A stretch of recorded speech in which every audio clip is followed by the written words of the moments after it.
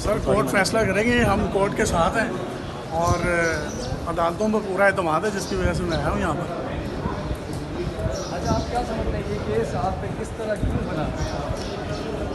ये एक्चुअली ये तो court of law he decide करेगी, लेकिन इनका एक्चुअली जायदाद का एक मैटर है जो कि मेरे कंधे पर रख के चलाना चाह रहे हैं, तो इंशाल्लाह हम साबित करेंगे अदालत की। शामी साहब, आपको यकीन है कि आप इस केस से जो है निकल जाएंगे? जी जी जी जी, पूछो। आपको यकीन है कि आप इस केस से निकल जाएंगे? इंशाल्लाह मैं ज़रूर निकलूँगा। मैं एक जर्नलिस्ट हूँ और इन्होंने मेरे पे 21 का सेक्शन लगाया, मैंने ब्लर करके वीडियोस लगाई हैं, मेरे पे तो वो अप्लाई नहीं होता। और ये एक आप सबके लिए भी लम्हा फ़िक्री है, आज मैं खड़ा हूँ तो कल को आप भी खड़े हो सकते हैं।